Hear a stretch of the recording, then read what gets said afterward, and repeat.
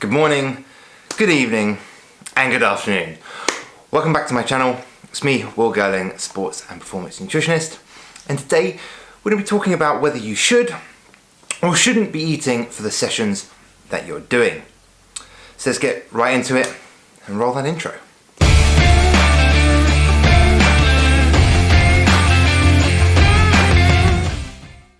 Hello, welcome back to my channel. Thank you very much for tuning in, it is appreciated. And as I said, we're going to be talking about whether you should or shouldn't be eating for your training. What will get you the most out of those sessions? But first, you need to drop a comment down below, because in a couple of weeks I'm going to be doing a Q&A video. And I'm going to answer all your questions about things that you want to know more about that I haven't answered yet. So I'm going to go through all those questions, or most of them, in a video in a couple of weeks' time. So do drop a comment down below. But anyway, let's get into today's subject.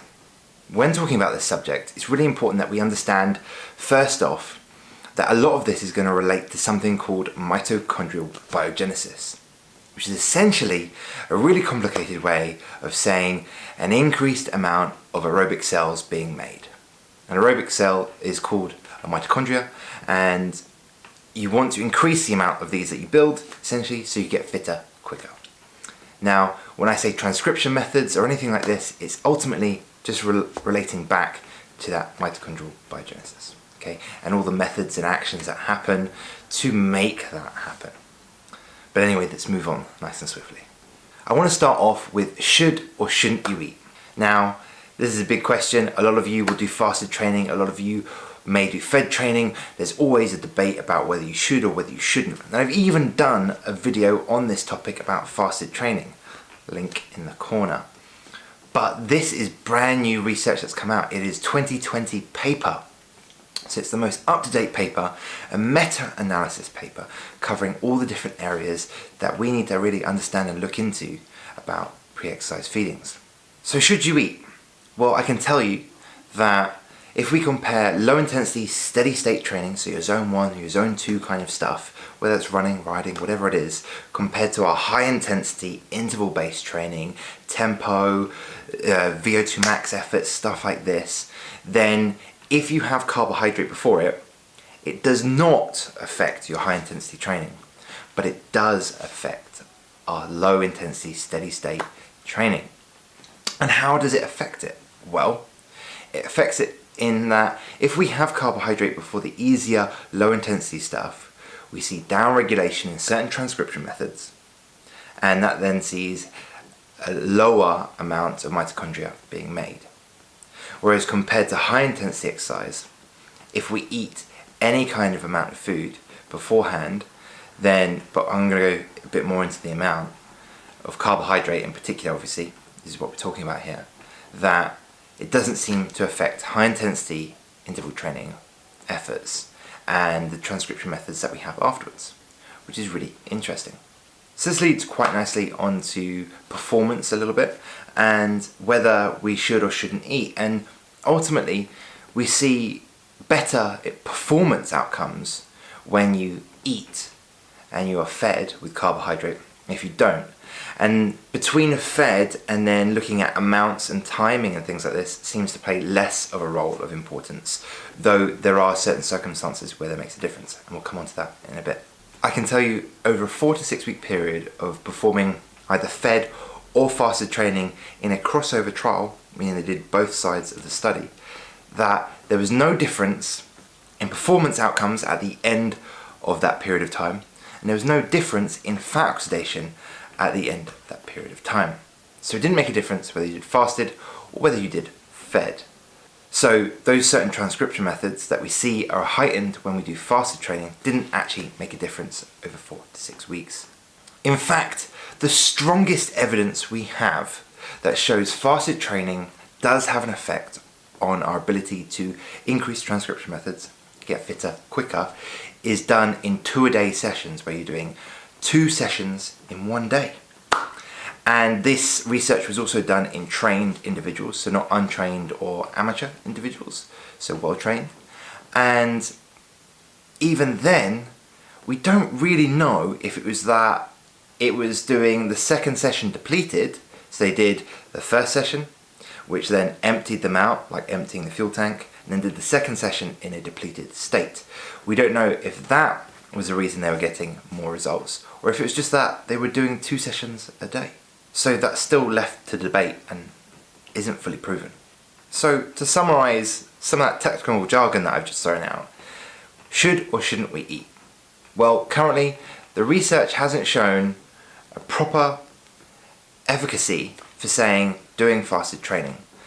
Over periods of time, fat oxidation and performance outcome doing fed and fasted seem exactly the same. But we do know that if you did lots of zone 1 and zone 2 training and you did have carbohydrate before it, then you are going to be looking to dampen the effects of that training. So how much should you eat if you are eating? So this is the big question.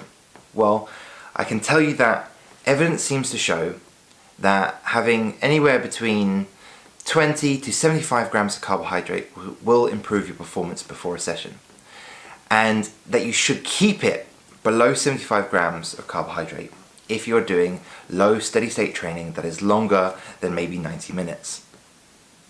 And if you're doing high intensity interval based training, it doesn't actually seem to be affected by any amount of carbohydrate, but probably sticking to 75 grams before a session. So if you are going out for longer than 90 minutes and it's zone 1 or zone 2, having 75 grams or less of carbohydrate would be ideal. If you're going out longer than 90 minutes and it's high intensity interval based training, I would go for a larger amount of carbohydrate. Now, we're not taking into account here whether you're doing body composition, base goals and trying to reduce your body fat levels. But it's still important nonetheless that we fuel for the work required, as I always say, and get the right amount of energy to perform the session at hand. And a caveat to all of this, talking about fasted, fed, there seems to be some benefit, but not really, is that low carbohydrate, low glycogen state training increases cortisol response to the session and further suppresses your immune system, like I spoke about in my immunity video really recently. Link in the corner. So, thinking about that, there is no difference over a period of time comparing fed and fasted, despite slightly heightened transcription methods in certain cases where they did fasted training. That overall a low carbohydrate based diet does impair performance, just to throw that in there. So there's no real benefit in you doing any fasted training. You will get the same amount of adaptation, so there's no real benefit for you doing any fasted training, really. You'll get the same amount of adaptation. You'll perform better because fed to fasted, fed will always outperform fasted. And fat oxidation doesn't seem to be impaired, performance doesn't seem to be impaired. And the benefits might be things like insulin sensitivity from doing fasted training, which will have an effect. But will it outweigh the increased stress response to the session? Realistically, you need to be thinking about the kind of individual you are, the kind of training you're doing, and what you're training for. I think there are cases where doing fasted training would be worthwhile. Maybe if you're doing self-supported work or something like this where food is going to be a little bit more scarce. This is a really hard topic to talk about because I think a lot of you have your opinions out there about this, whether you want to do intermittent fasting, whether you do keto, all this kind of stuff. But ultimately, the current research that is out there in 2020 released definitively says that there is no performance improvement in doing fasted training over fed. There is no improvement to fat oxidation over fed, and there doesn't seem to be much of a difference in transcription methods. My recommendations to you is to have less than 75 grams of carbohydrate before a session that is less than 90 minutes, whether that's low intensity steady state or high intensity training. And if it's above 90, then I would say have more carbohydrate if it is a hard interval based session, and if it's over 90 minutes and it's still only zone 1, zone 2 riding, then keep it at 75 grams. The only caveats to this are race day. If you are doing a race, an event, Gran Fondo, Sportive, anything like this that's different, this whole talk and conversation is about getting the most out of your training, not about race day. Race day is different, and as such, head over to the link in the corner to my race day nutrition to check that out. I hope you would enjoy today's video. Remember to drop that comment down below about some questions that you want answers to in a video that I'm going to do in a couple of weeks. Remember guys, fuel for the work required, and I'll see you again soon.